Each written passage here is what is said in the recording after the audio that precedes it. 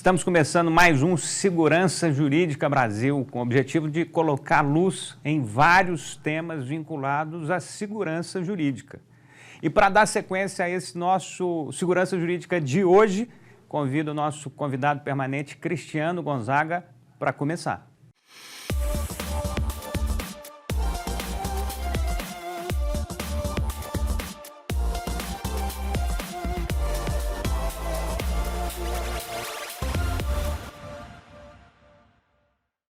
Novamente, Gustavo, agradeço pela oportunidade e confiança. Estamos começando mais um programa Segurança Jurídica Brasil, para esclarecer, comunicar e informar tudo o que diz respeito ao ambiente jurídico nacional. Você pode participar, trazer sugestões e dúvidas pelas nossas redes sociais. Nossos endereços estão aparecendo em nossa tela. Nosso tema de hoje será armas, livros e feijão. O que deve ser prioridade no nosso país? Hoje, os pontos que abordaremos serão: a liberação da arma de fogo para a população é algo prioritário? A educação no Brasil está evoluindo bastante para termos armas de fogo nas mãos dos cidadãos? Investir orçamento em armas, livros ou alimentação da população? E para conversar conosco sobre o assunto, o canal Viver Brasil convidou hoje Flávio César de Almeida Santos, promotor de justiça titular do júri da comarca de Ribeirão das Neves, Minas Gerais, membro da Escola de Altos Estudos em Ciências Criminais, membro da Escola Brasileira dos Promotores do Júri, ITD e IAT, certificado pela Polícia Federal, palestrante pós-graduando em Balística Católica Santa Catarina. E também Zuleika Reis Ávila, presidente do Sindicato das Escolas Particulares do Estado de Minas Gerais, diretora administrativa do Colégio Santa Doroteia, Belo Horizonte, graduada em Ciências Econômicas, especialista em Gestão Escolar e de Pessoas, palestrante na área de Administração Educacional. Fico muito feliz da gente poder debater esse tema, tanto o Flávio, colega meu de Ministério Público, Zuleika, que está há bastante tempo já na área da educação, e queria falar um pouquinho sobre essa temática com vocês, telespectadores, em relação à liberação da arma de fogo para a população. Seria isso algo prioritário? Eu vou passar primeiro a palavra para a Zuleika, para depois a gente debater nós três acerca dessa questão. Eu queria que você falasse um pouco a sua experiência, tanto na parte profissional, na questão pessoal, em relação a essa liberação da arma de fogo. Você entende que é algo prioritário no Brasil? Bem, eu acho que o próprio momento agora, né, que nós estamos vivendo, ele não é muito propício para a gente dar uma resposta sim ou não. Eu acho que a prioridade ficou escancarada nessa pandemia, que a prioridade é a educação. É educação, não tem como não ser. E principalmente quando a gente avalia, né, a questão do IDEB, a gente avalia a evasão escolar, a gente avalia as crianças que deixaram até mesmo nas escolas particulares de ter interesse em estudar em função da pandemia. Então, assim, quando a gente faz um histórico do que a pandemia afetou e se a gente vai apontar o que é prioridade no momento, com certeza, se a gente não acudir à educação no Brasil, nós teremos, não precisa nem de arma, as próprias pessoas vão se matar sem arma, né? Porque eu acho que a ignorância, né, ela não está na questão socioeconômica só, a ignorância está até mesmo nas pessoas que têm um certo grau de instrução, né? Eu acho que colocar arma nas mãos das pessoas sem que ela tenha uma condição de, ou uma educação mais voltada para o bem comum, eu acho isso será um crime muito maior. Sim, eu acho que é interessante, né, também a gente vê a questão da parte do crime. Eu acho que o Flávio pode explicar isso melhor, porque as pessoas estão cada vez mais acuadas, né, a questão da fome, da inflação, enfim, e a violência aumentou muito. E aí, a questão da educação acho que é prioritária também, mas a parte do crime, a parte das pessoas que estão saindo das ruas para assaltar porque não tem um mínimo existencial em casa. Queria que você falasse um pouco disso daí, Flávio, como é que está essa parte no dia a dia? O que você pensa sobre ser prioritário ou não? Professor, eu agradeço inicialmente o convite. É sempre muito bom a gente conversar sobre um assunto tão polêmico e tão interessante. E também permeado de muitos mitos, né? Muitos mitos. Mas eu já gostei quando a senhora disse que as pessoas vão matar independente de arma de fogo. Esse é um ponto extremamente interessante e ele é o ponto de toque quando a gente discute armas de fogo. Essa frase que a gente começa o debate, né, sobre armas, livros e feijão, ela já entra de uma maneira meio que capciosa, como se uma coisa excluísse a outra, e que, na verdade, são situações e circunstâncias, no meu sentir, que não se excluem, elas são indissociáveis. Quem sabe, quem estuda um pouco a própria antropologia, ela fala que a existência do homem, o homem existe, né, materialmente e essencialmente. Né? Materialmente é exatamente onde entra ali a existência precede a essência. Sem o feijão, aí que entra o feijão, né? Sem a comida, sem a questão física, biológica equilibrada, ou seja, sem uma alimentação adequada, a questão da subnutrição, da fome, é uma questão extremamente importante e que está dentro desse título, né? Ao mesmo tempo, essa defesa, né, do agronegócio é uma patente necessidade. O feijão está, sem sombra de dúvida, dentro dessa prioridade. Por outro lado, né, como dizia Platão, que o conhecimento liberta, a educação, os livros entram aí, né? O conhecimento entra como um caminho para a própria busca pela felicidade, né, das pessoas, que se concretiza nas suas ações, nas suas boas ações do mundo. E a questão da segurança aí entra as armas. O homem sempre teve o problema com a segurança. Desde que o homem é homem, a gente tem o problema da segurança, né? Seja para a sua sobrevivência, e hoje, mais para frente, tem a questão até do esporte, mas a questão da sobrevivência de segurança é extremamente importante. Não há como a gente imaginar uma população vivendo debaixo do medo, debaixo de uma angústia, debaixo de uma opressão que acontece rotineiramente num país igual ao nosso. Né? Então, eu acho que são situações que não se excluem. Não há prioridade entre um e o outro, apesar de que a questão da fome, como a própria antropologia fala, né, a existência precede a essência. Mas são situações que não se excluem. Então, o governo, no meu entendimento, ele deve priorizar as três áreas. Porque uma completa a outra. Um homem que não é livre, que não tem segurança na sua própria casa, na sua própria residência, não é um homem feliz e nunca vai ser.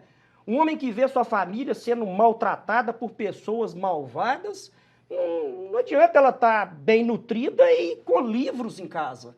Então, uma coisa, ela completa a outra. Então, eu vou mais ou menos nessa linha de raciocínio, onde que, desde a história do homem, a gente sabe, né? A gente dá aquele exemplo. Outro dia eu fiz uma palestra, professora, numa faculdade, foi até interessante.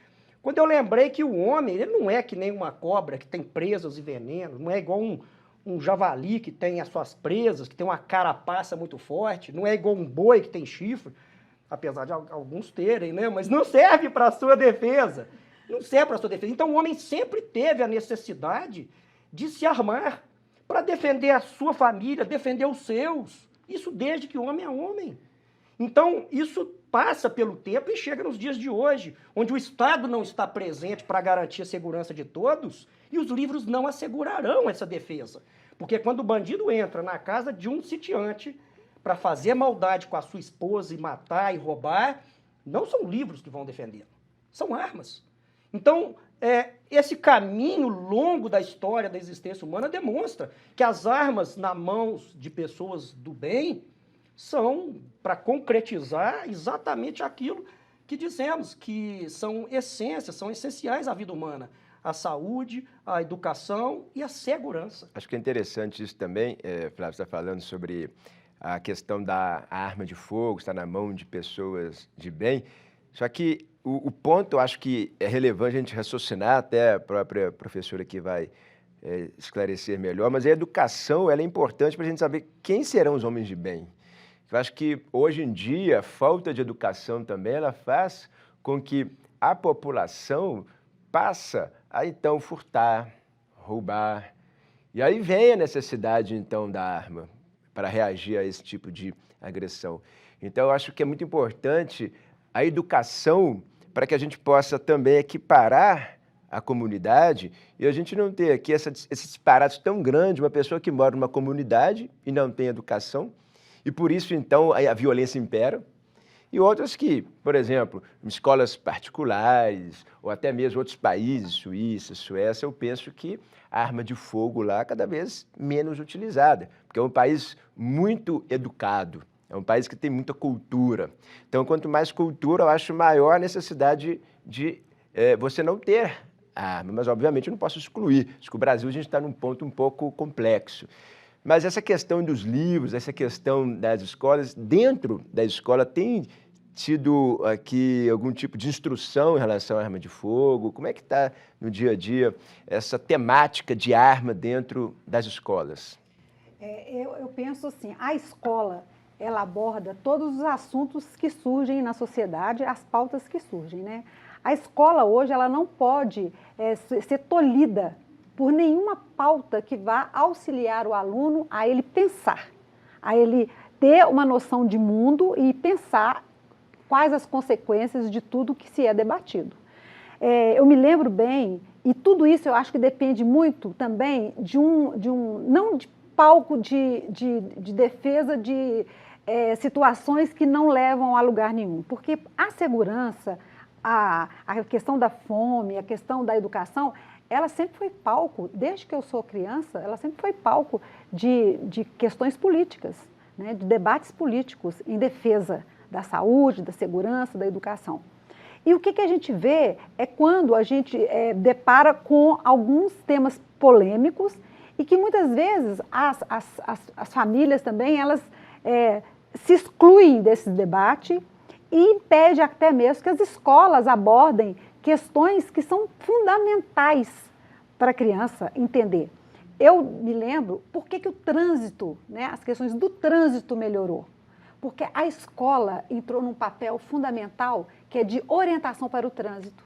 Então, todas essas questões que é voltada ao público, à sociedade, tudo mais, ele é tratado na escola.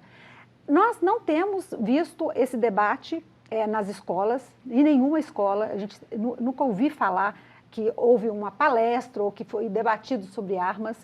Eu vejo ainda um despreparo da população com relação ao tema, até mesmo das famílias. A gente vê a própria polícia sendo trabalhada para a questão, até mesmo de questões psicológicas para poder usar uma arma.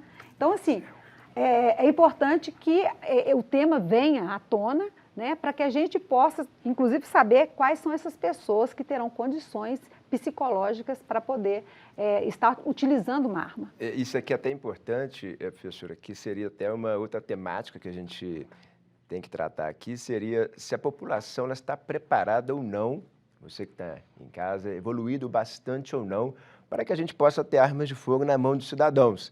Então, você já falou um pouquinho, né, do que você pensa, se o cidadão comum ele está preparado ou não está preparado para ter armas de fogo.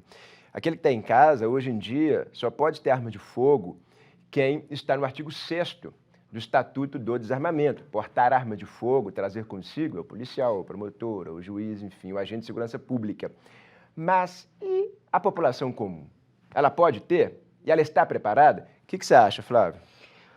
Esse tema também é muito interessante, né? A questão da educação com a questão econômica, a questão da pobreza ou não, né? Eu estou muito mais do lado de Aristóteles quando falava que aquele que cai ao crime, aquele que faz mal a si e à sociedade, ele é muito mais um analfabeto moral. Não é a questão de riqueza econômica, não é a questão da pobreza. Isso não vai fazer ou lançar a pessoa ao crime. O homem, quando ele é capaz de raciocinar, entender as consequências e é responsável pelo que faz, eu acho que esse é o grande ponto. Eu concordo e sou uma testemunha viva quando a Zuleika diz acerca da abertura do Santa Doroteia, que foi o lugar exatamente onde eu estudei e tive a oportunidade de discutir todos os assuntos. E, de fato, é isso. Falta, às vezes, por ser um tema que é permeado de mitos, de preconceitos, que hoje as pessoas têm discutido pouco. E eu lembro que na década de 80, que no nosso país, meu pai ele também andava armado, ele tinha arma, como todos os nossos vizinhos, comprava munição na mesbla, a população era armada até 1997, nem crime era. E a educação não melhorou de lá para cá. Né? A educação é a mesma, as pessoas transferem os seus valores de pai para filhos.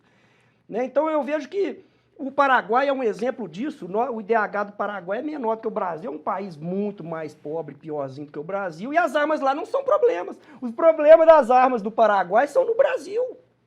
Então, esse desvio, se fosse inclusive a pobreza fator preponderante da delinquência, as favelas que desmentem isso, né, as comunidades, elas são constituídas de sua esmagadora maioria de pessoas de bem, de homens de bem. Isso é verdade. Então, e os crimes são diferentes, né? O professor Cristiano sabe, conhece, é um expoente dessa matéria, dos crimes de colarinho branco. O tipo de crime que realmente permeia a sociedade, ele muda de acordo com a classe social. São diferentes, mas não ontologicamente, é a mesma essência, é a quebra de um valor moral e não de uma questão social. Então, eu penso muito nisso, que a importância, igual o professor Zuleika falou, de abrir as escolas para palestra, para as instruções, para trocar, para ter o debate sobre as armas e mostrar que essas questões são muito discutidas em cima de mitos e que a população pode, sim, sem sombra de dúvida, escolher. E esse é o grande ponto. Eu acho que quando a gente começa a querer escolher aquilo que o outro deve fazer, eu acho que aí é que está errado. E essa questão da escolha, professora, você acha que a população está preparada para escolher isso? Essa escolha que o Flávio falou, poder escolher o que o outro vai fazer, o que eu vou fazer. Escolher andar armado. É uma escolha pessoal ou a gente tem que ter uma educação formatada para que essa escolha seja feita de forma mais livre? Livre e consciente, né? Eu acho que a liberdade está muito ligada à questão da consciência, né? E também de tudo isso que o doutor Flávio falou, né? A questão de ter uma concepção toda voltada para a consciência, para a liberdade, né? Mas dentro de uma certa vigilância, porque hoje, se a gente for verificar nas escolas mesmo, né? Até mesmo eu acho assim, o momento é muito difícil, porque as escolas sofreram muito com a pandemia, né? As crianças hoje, o comportamento delas dentro das escolas veio diferente. Foram quase 2 anos fora da escola. Então, assim, a mudança de mentalidade não é fácil você mudar. Né? Mas até a consciência, eu também concordo com o doutor Flávio quando ele diz, na questão socioeconômica, a gente sabe que os crimes existem quando existe a quebra de valor. Né? E a escola está aí para dar todo esse amparo, né? da valorização das questões que estão ligadas aos valores, que são prioritários para a vida, para a convivência em sociedade, mas a escola não pode fazer isso sozinha. Né? Então, assim, uma coisa que a gente tem debatido muito com relação a outros temas é a participação da família. O que, com a pandemia, até que ajudou, porque a pandemia realmente sentiu qual que é o papel fundamental da escola nesse contexto. Né? Então, debater sobre armas, a gente precisa... Aliás, se a gente for ver o que os nossos filhos e netos hoje estão brincando nesses games aí, a gente vê, né, que é uma matança geral. Então, quer dizer, a gente tem que desmistificar, inclusive, isso. Quer dizer, será que a arma foi feita mesmo para matar ou para nos assegurar, né, a ter uma segurança da nossa família, enfim. Então, a gente tem que trabalhar muito isso com a criança, porque hoje, se você perguntar para uma criança para que serve uma arma, ela vai falar, para matar. Então, isso não pode ser vinculado a isso. A questão da arma não pode estar vinculada a isso, porque senão você vai criar uma sociedade que vai usar da arma sempre para matar. Muito bom. Né? Então, assim, e esses games me preocupam. Né? Se as famílias permitem que os filhos vejam sem nenhum questionamento, né? Ou sem nenhuma conversa, para que serve aquilo? Quer dizer, como é que nós vamos educar na escola se não tiver essa comunhão de pensamentos, né? E essa sintonia? Tem até algumas situações em outros países, né, de adolescentes que entraram em escolas como se estivesse jogando videogame, matando, né? Enfim, eu acho que a gente tem que ter uma cultura da arma como meio de defesa, não como você falou muito bem, meio de matar, né? A gente nem gosta de usar essa expressão, mas eu acho que foi muito bem colocada a questão dos games, às vezes ensina não a reagir, não o meio bom, entre aspas, que uma arma possa fornecer para o cidadão, mas o meio ruim. Então, acho que tem que a cultura, que é a educação no final de tudo, né? No fundo, é a educação que a gente está aqui tratando. Bom, como a gente fechou aqui mais um debate, eu vou só fazer, a gente vai rapidinho fazer um corte aqui e, na sequência, continuamos com mais temáticas envolvendo armas, livros e feijão. Já voltamos.